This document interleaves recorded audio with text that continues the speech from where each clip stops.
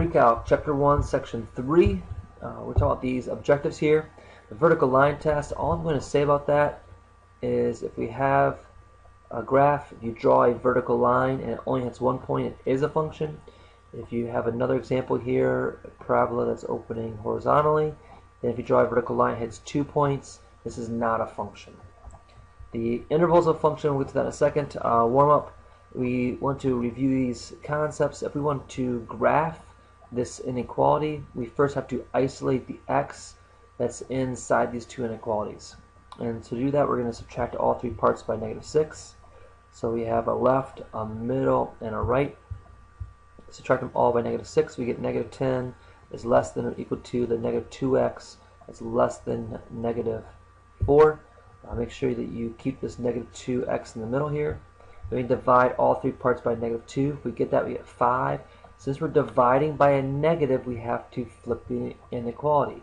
So this is just reviewing some of that basic math we should be recalling from Algebra 2. And so now we can graph this actually on a number line. And so our number line needs to go from 2 to 5, 3, 4, 5.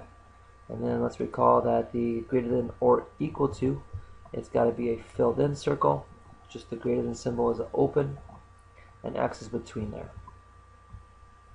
Graphing the roots, so this is a square root and a cube root. And we'll talk more about this tomorrow, but to recall the general shape, a square root is that sideways parabola. It's the inverse of a square. So we had x squared was this graph up here. And then if you find the inverse of that, it's actually the sideways parabola, but it's not a function, so we actually restrict the domain, so we only have half of the parabola. So it's going to be an end point and then an arrow here. And then we'll talk again more about tomorrow, but these values are called HK, if you remember for Algebra 2, and they are moving the graph right and left and up and down. So the HK value here is actually going to be 2, 3, so right 2, up 3, and then I'd have that point, and I can sketch the rest of it here, and I could find some more points, but I'm going to sketch it quickly just for time. The cube root shape is the flat kind of S-shaped curve, and again we have our HK value. This one's going to be -3, 1, and then that's going to be our point of inflection.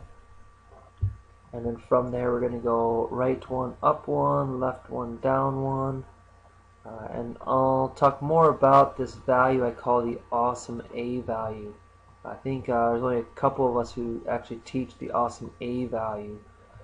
But that would be the shape of that graph. So what I really want to get you out of this is, do you recall what the shapes are of some of these functions like square root and cube root and x squared, x cubed? So intervals, we use these symbols to note intervals. So when we have a bracket, it means includes. When we have the parenthesis, it means does not include. So it's the interval between two. So this notation right here actually is equivalent to some value x being between 2 and 5, where it has to be less than or equal to 5, but it has to be greater than 2. So it does not include the 2, it does include the 5. So these are equivalent statements. It's another notation for interval notation or for inequalities.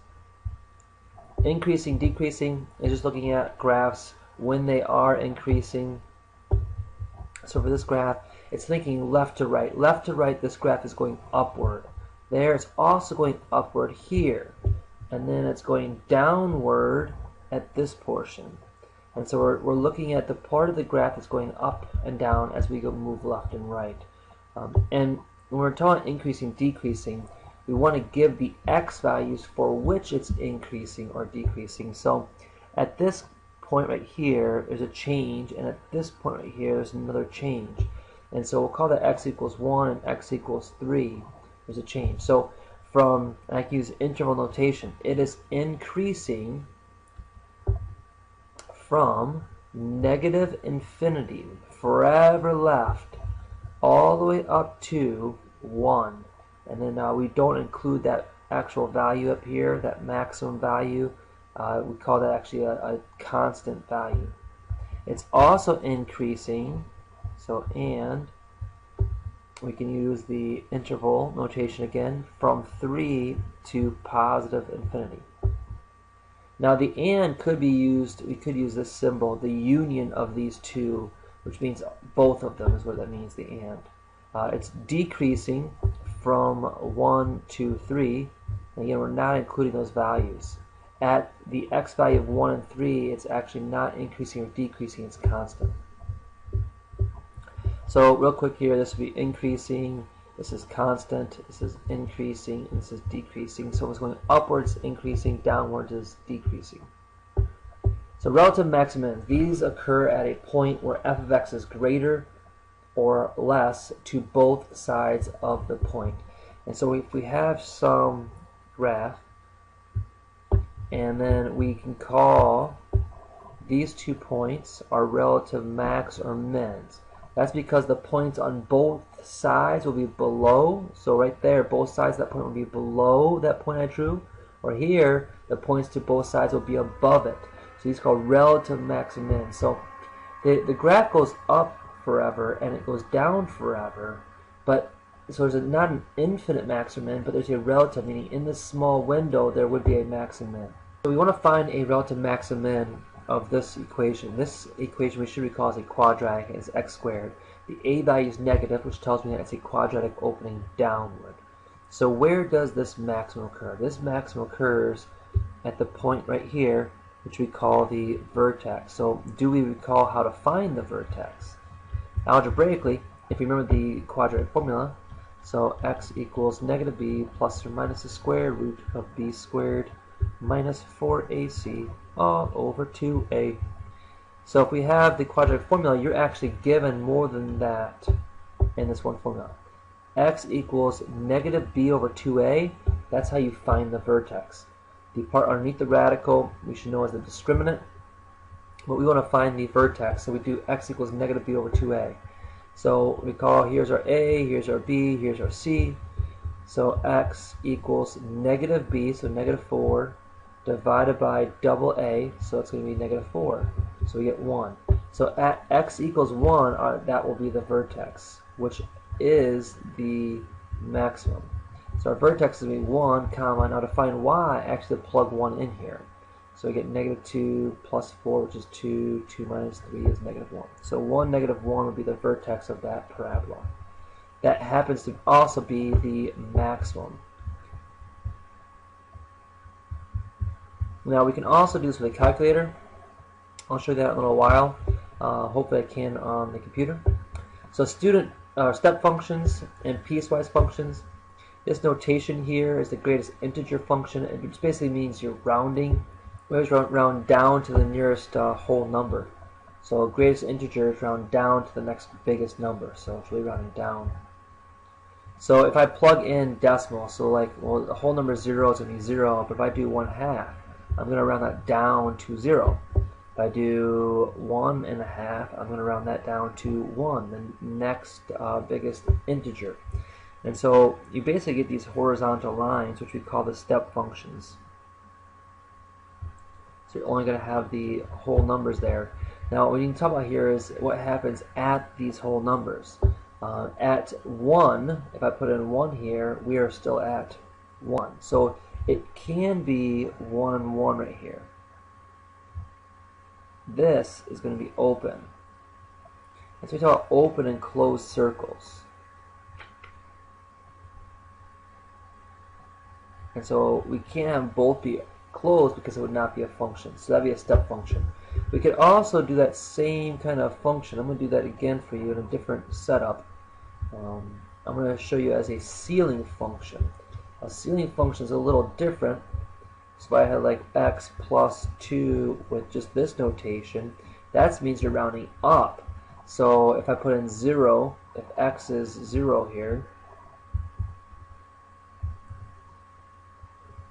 then y is going to be 2. If x is 1/2, then it's still going to be, I round up now to 3.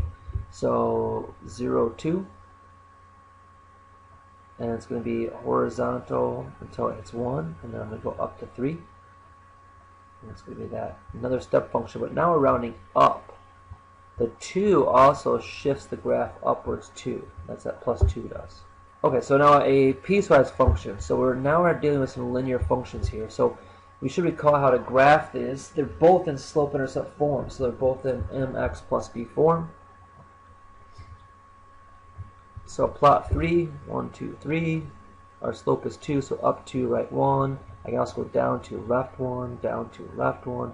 So I'm going to leave these just as points. Now let's talk about the second part. This part right here is talking about what domain works for this graph. So I only want this line of these red points for values of x that are less than or equal to 1. Well, 1's right here. X equals 1 is right here. So if I go up, this is the first point. I want all the x values here and left, less than or equal to. So I want to graph the line not to the right of this point. From this point, then I want to graph it downward in this direction. All the points left of this starting point. We do the same thing with the other graph. So we have m and b. So our b is 4. And then our slope is -1. So down 1, right 1. Down 1, right 1. Down 1, right 1. Now for this one, it works for any values x that are greater than 1.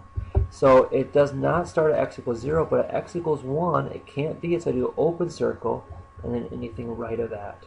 So that would be a piecewise function. So there's different parts to that graph. Okay, even and odd. This is probably the newest definition in the chapter. We use it throughout the year. To do that, we first want to recall some symmetry. We have two major kinds of symmetries we talked about in geometry. We should have talked about in geometry. And so we have symmetry between these 2 points. These 2 points have a y-axis symmetry. If you flip it over the y-axis, they are symmetrical, meaning the distance between. So this point here, if I call it x, y, this point here is going to be negative x, y. The y values stay the same, the x values just become opposite. That's a y-axis reflection. The other kind of symmetry is rotational symmetry we're going to talk about. And it's rotation over the origin 180 degrees. So if I have a point, say 1, 1, so right here, then it's going to become 1, -1. So I'm going to flip it 180 degrees, spin it 180 degrees. So if this is x, y, it becomes -x, -y. Both signs become opposite. So the symmetry is important in these definitions because anything that has a y-axis symmetry, any kind of graph that has y-axis symmetry is called even. Anything that has rotational symmetry, 180 degrees over the origin, is called odd. And those are the two definitions. So a lot of times when I'm trying to debate this, I always look visually at the graph. Does it have this symmetry? If it does, then I know it's even or odd. So by definition, a function is even if for each x value in the domain of f, f of -x is x, and I'll show you that. But really, even functions have y-axis symmetry. That's what we were just talking about. And then odd functions have point symmetry about the origin. To show you how these equations work, if I give you this graph, so quadratic, and you can obviously see it has symmetry over the y-axis. If I tell you that the equation here is f of x equals x squared plus 2. So we just moved it up 2. So by definition, this has to be true for it to be even. So it's saying put -x in for x.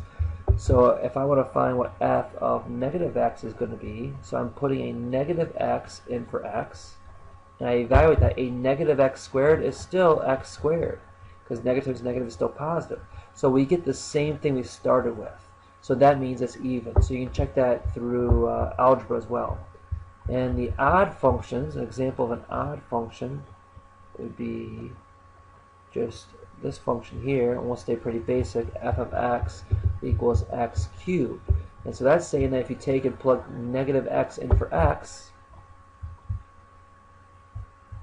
then if we simplify this, a negative cubed is still negative.